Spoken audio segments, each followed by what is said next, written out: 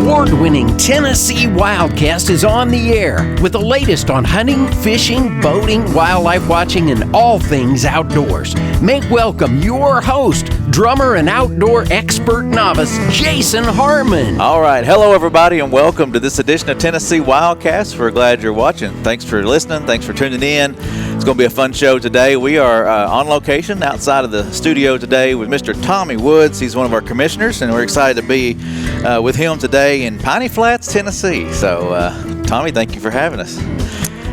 You're very welcome. Good to have you guys. Yeah, we're excited. Welcome to beautiful East Tennessee. Yeah. God's country, they say, right? Yeah. We're just watching a buck run a doe out the front window here. Yeah, that was awesome to see. Oh, yeah. And before that, on our way in, we get off the interstate and we start heading in. You know, of course, it's morning when we're traveling, and we see those mountains stacked up, you know, just in the background. You probably drive by them and don't even notice them. You see them all the time. I notice them continuously. Oh, do you? It never gets old. Good for you. It really does. I can see that. We always tell all those flatlanders in West Tennessee that we've got the pretty end of the state up here. It is beautiful. It really is. Yeah. Thanks for the invite. Yeah. Well, I'm glad you guys could come up. I'm glad you're enjoying the area. Well, I don't want to fail to mention Mr. Don King helping me co-host. Oh, yeah. You appreciate you jumping in today, Don. Sure. And, normally when we're out here, we have regional coordinators, you know, help us out. It's Matt's region, and he'll be on a few shows that we're shooting while we're here. But we just glad to be here with you, Tommy, and excited to chat with you. Something we ask everybody, and we like to learn about, is how did you get introduced into the outdoors, and what led you down the path of being a sportsman and that kind of thing. I actually grew up in Unicoi County, a little town called Irwin, about 35 miles from here. And if you wanted to deer hunt back then, you were limited to Unicoi County and Johnson County. There was no deer around here at all in Sullivan County. So I had a brother that you guys have had a podcast with before, Wildcast, Kim. Mm-hmm. And he's an avid hunter, still is. And I had an uncle, Larry Murphy, that was a sportsman as well. So when I was young, I had a 20-gauge shotgun with pumpkin ball, and they wouldn't take me to their best spot, but they would drop me off somewhere on the way, okay? So it was generally, I saw a few deer and I froze to death, but I really enjoyed being outside and enjoyed that time. So that's how it started. Yeah.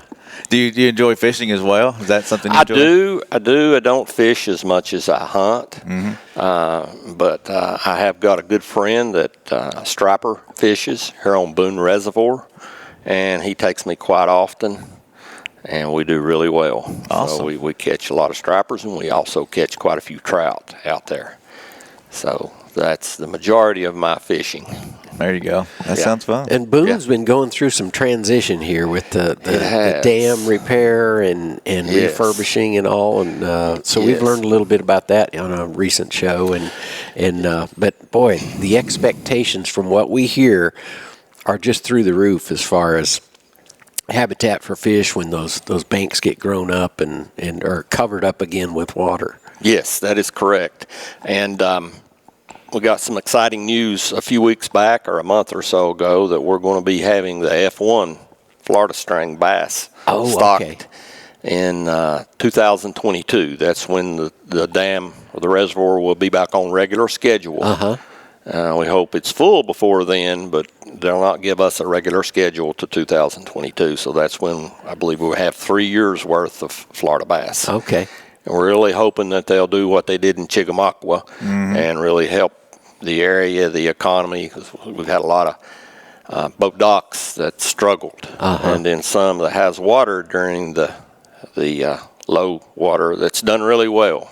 But hopefully everyone can profit from this. And that's good. And the sportsmen will have some bigger fish to catch. Well, we've learned it's no easy deal to do what they've done to that dam to make it stable and all. And man, it's quite an undertaking. Yes, but great to have it behind us once that is finished. Yeah, the agencies worked with the TVA on a lot of projects on that lake, and TVA's been more than gracious with funds to help with those activities, and they've been a good partner to us. Cooperating with boat ramps and that sort of thing that we've partnered with them on. That's great. Yes. Yeah. Of course, you can't make everyone happy. There's always some folks out there that you got the water skiers, and they want all the brush cut, and then of course the fishermen, they don't want any of the brush cut. Yeah, so that's been a compromise that I've been involved with a time or two. So yeah, just listening. Yeah, not a lot we can do about it, but we can listen. Yep. It's we were talking earlier. It's one of the most traffic. There's a lot of traffic on Boone Lake. A lot of skiers, like you said, boaters, fishermen. I think we probably second to Percy Priest outside of Nashville that gets a lot of traffic. But Boone is a popular spot. That's my understandings as well. Obviously, with the lake levels being lower, the summer traffic's not been what it once was. Right.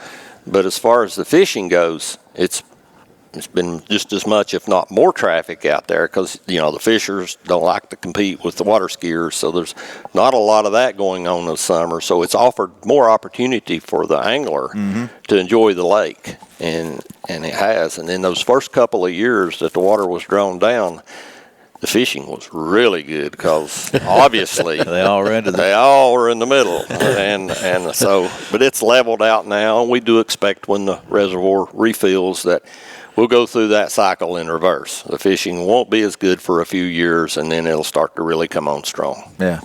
So can you expand on the economy there in that area? How's it affected the marinas and things like that? Well, again, a lot of the marinas that don't have any water, they just had to shut down. There's nothing they can do. Right. And then the ones that have water, there's maybe 3 or 4 on the lake, they've grown amazing. The growth they've had and the money they've spent to expand their docks and to expand their spots, have restaurants on board, boat rentals, so forth and so on. They've done really, really well, especially with the pandemic and folks wanting to get outside. And those folks have really done well. Yeah. No complaints from them at all. So that's great. Yeah. That's good. I mean, it's been hard on some folks, but others, even with the pandemic involved, that part of it plays another factor in all this. But yes, for sure. So let's jump into being a commissioner. It's a tough job sometimes. And what led you to this? How'd you learn about being a commissioner and you signed on? You said, "I'll do it." Tell us how that all came together. Well, it was, I guess, faith. I have a good friend that was a former commissioner, and he called me up one day, and I said, I'm getting ready to rotate off, and you'd probably make a better commissioner than I am.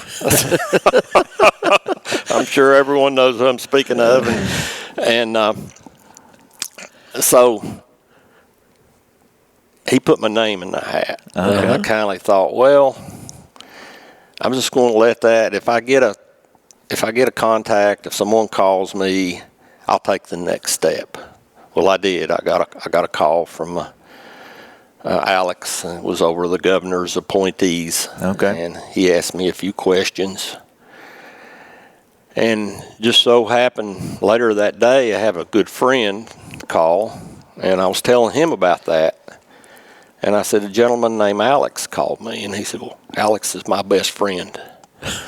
Well, one thing led to another, and he didn't say he was best friend, but he said Alex and I are really good friends. Good friends, yeah. So I got a call from Alex, and we chatted for a while, and the next call I got was from Governor Lee asking me to serve. All right. So that was actually on my birthday a couple of years ago. Well, happy birthday. Yeah. Well, that was a good birthday. Yeah, that was a good birthday. Speaking of birthdays. Oh, yeah. We got to talk about that. Lest we forget. Let's do it. Today's my wife's birthday. We need to mention that. Miss Tammy. Yes, and that'll keep us all out of trouble during the next meeting. Okay, so happy birthday, Tammy. Happy birthday. And thank you to Tammy, because she was the one who okayed this date for us to do the show, too. Okayed the date. She bought the pastries. Also made sure we had Sally's pastries. Pastry? Is that or what's the name? Peggy Ann's. Peggy Ann's. I'm sorry, Peggy Ann's Pastries. They're awesome. Yeah, she is all about hospitality too. Yes, she is. We've been around Miss Tammy at the commission meetings and things, and she's a ball of sunshine. She really is. She's great. It's just a blessing to have her in my life. Yeah. Well, happy birthday, Tammy. So that's awesome. So you accepted the position. It sounds like you had a lot of good recommendations. They felt like you were the man for the job. Yeah, apparently so. And it's been a fit for me. It's just natural. I grew up in the woods hunting and fishing. I know where the bear are at. I know where the deer are at. I know most of the bear hunters. Unicoi County is got avid bear hunters, sort of clannish. They have dogs, and you got like the Hatfield and McCoys. Yeah. So I was aware of all of that, and it's just been a real good fit for me. It has its challenges, as you well know. You cannot make everyone happy. Yeah. But my goal is to allow a sportsman as much opportunity as possible without damaging the resource. Yeah. And doing it safely. Right. And that's what you guys are there for. That's what we're here for. Yeah. I mean, you're like I said, you grew up in the outdoors. You've been around it. You can relate to a lot of the situations that the public feels like they're in, or can't get a word in edgewise maybe sometimes or something. But you understand what they're going through. Yeah. I do. I've been there. Yeah. Sure have. You talk about your first time in the woods or going out earlier in your hunting career, not seeing many deer. When was the first time you saw one and harvested one? So I was 16. We got up at 3:30 in the morning and threw a flat bottom aluminum boat in the back of a pickup truck, and we drive to the Carter or the Unicoi Washington County line on Highway 81. We slide that boat in the Nolichucky River at 4:15, and that's back when it was cold every deer season. Yeah. Man, yeah. So we cross the river, and we take our warm clothes off, and we put them in a backpack because we got about a 2-mile walk straight up. So we walk straight up to our stands, and we take a towel, we dry all the sweat off us, we put our warm clothes back on, and just a little after daylight, I looked up on the ridge and I seen this huge set of antlers coming right down the ridge. Nice and bowed out antlers. So it stops and I just shoot it. Well, I get up there and it's the biggest spike I've ever seen. Hey, but it was my first deer, and it was warm. And I hugged that deer. I got really nervous and really cold really quick. So I just put my arms around that deer and I got warmed up. That's awesome. Anyhow, that's when the fun ended. That's about 3 hours later, we got to the boat. I remember that long trip up. Yes. Well, at least you were coming down. Yeah, but the deer would try to pass us. Oh. And then the trail was on the side hill, so we'd have to pull it back up the hill. And we were not cold by the time we got the deer out. Man. Sure. But I can remember hunting there many times and having to get down out of my stand and start a fire. Just to stay warm. Because there wasn't no running to the truck or right. Go warm up for a bit and come back. You were there all day. Period. Yeah. That's fun. You'll never forget that. Never. For sure. Never.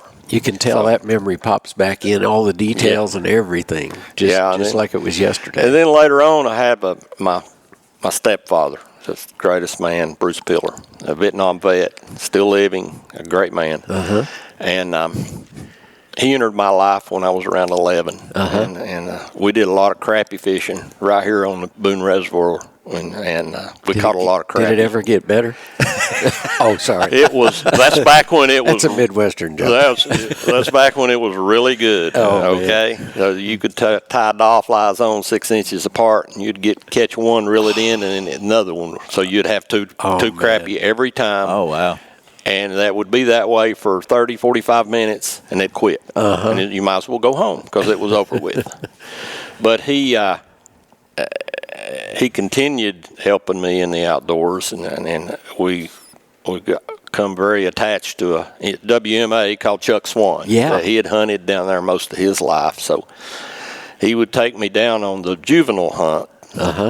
And it was an open hunt, archery juvenile hunt. And I had a 37-pound recurve herder's bow and a quiver full of aluminum arrows. So all the fields had deer in them back then. So he would just stop 50 yards before we get to the field and let me out. So I would tiptoe up there like Peter Pan, and I'd sling arrows at the deer, and I'd come back to the car. I never hit one, but I had a great time trying. I really did. The bow wouldn't shoot 15 yards before it started dropping, so I'd have to arch in on them. But yeah, just great memories at Chuck Swan.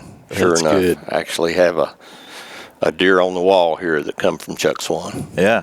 There's a lot of good opportunities on public land. There are in Tennessee. In Tennessee, sure enough. We're so blessed to have some good WMAs, and then we have the Cherokee National Forest in the area. There's a lot of good deer hunting there as well, and just a lot of opportunities. That's sure good. enough. Some folks would say it's hard in East Tennessee to hunt, and it is a little bit tougher because you've got the mountains and hill country and different challenges that you may not have, say, Middle Tennessee and West.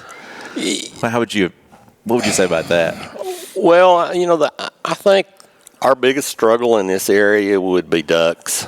If the ducks in this area either have very poor navigational skills or they're addicted to light bread. So that's our opportunities to duck hunt. And other than that, I guess the quality of the deer. I see some large deer out of West Tennessee. I've taken some deer here out of West Tennessee that are much larger antler-wise.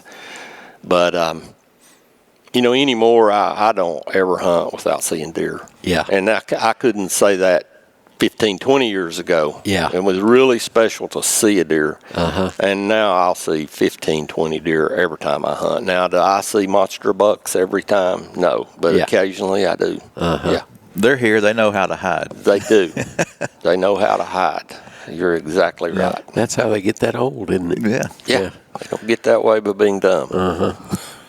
That's so you got to be persistent. You got to know a good spot and hang out there for a while. Sure. And give it some chances. Sure. Yeah. Well, let's see what else we had on our list today. I want to make sure we don't miss anything. You mentioned your brother teaching you how to hunt, getting you out there and going with you. He's also trying to pass it on as well. We've done a show with him, but can you elaborate on some of that he's doing with East Tennessee Youth Outdoors? Provide opportunities for children that may have parents that don't hunt or may have a single parent that there's no opportunities in that child's life for someone to mentor them hunting. So my brother had this idea 10, 12 years ago, and we took maybe 4 or 5 hunters, and the next thing we knew we were taking 85 and 90 hunters to different locations. Yeah, man. And just those children, the first time they see a turkey and to see the expression on their face, and if they're so lucky to harvest one, it's just amazing. Yeah. And it's something they remember forever. Yeah. And, my brother, it's just an idea he had and followed it, and with some good help, it's really grown. Unfortunately, this year we had to cancel. We didn't get to do anything because of the COVID. Right. But we're looking to be bigger and better next year. Sure. I remember that was the first opportunity I had to meet you was with you and Kim. Yes. And your family members. Some of them came to a commission meeting and they gave a recognition to you guys for the great work you'd been doing with the youth, and it was really neat to hear more about it. And then a few weeks back during the youth hunt, worked with the foundation, and we give a couple of children opportunity on a farm I have just down the road. Oh, okay. So, quick little story. I had a young man named Hudson and his father. They had drove up from Knoxville, 90-mile drive. And kid was a genius, a 12-year-old genius. He just spoke like a little man. But anyhow, we were fortunate enough to get him a deer that morning. Oh, neat. And then the other hunter was on my farm. He actually both of them took bucks. All right. Awesome. So it wasn't big bucks. So Hudson wanted to come back. He had 6 siblings, so they wanted more meat. Oh, man. So he wanted to come back that evening and get a doe. Well, they did. And, of course, it's $1 a day in Tennessee. So you know what happens right after we get there. So this huge buck comes out. Oh, man. Hudson, you can't shoot that deer. I know, but I can look at it. So it walked 40 yards to the stand, turned broadside, just pretty as a picture.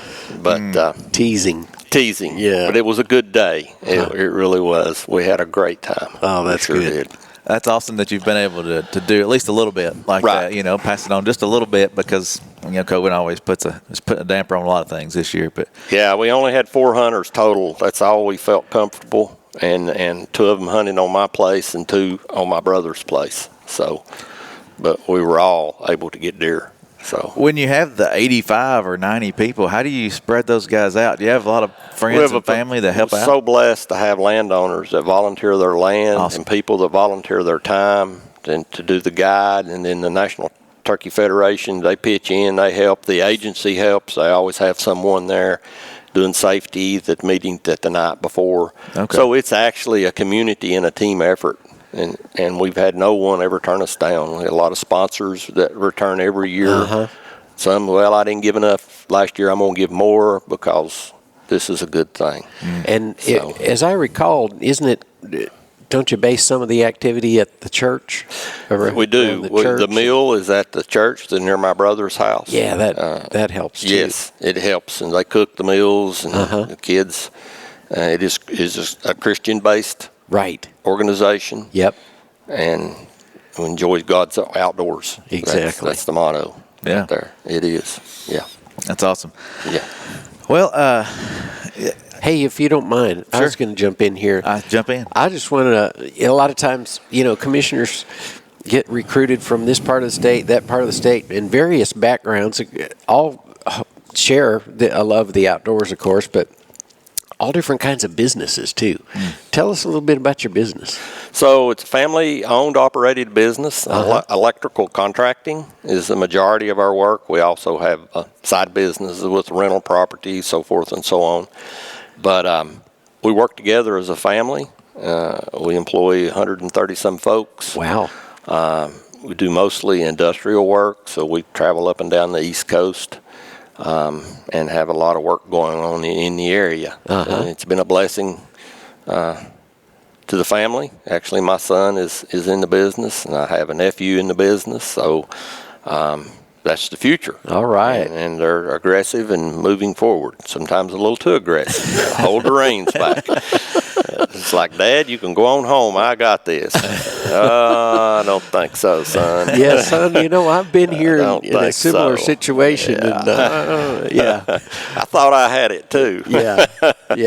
And just sit back and learn a little bit, and we'll move forward. But, that's 32 years this year since we started the business. And how'd you get started in that line of work? Oh, that's a long story. Oh, okay. It is, but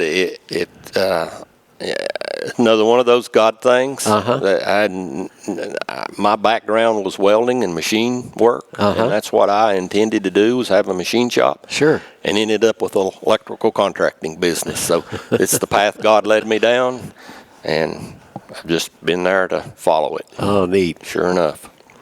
That's cool.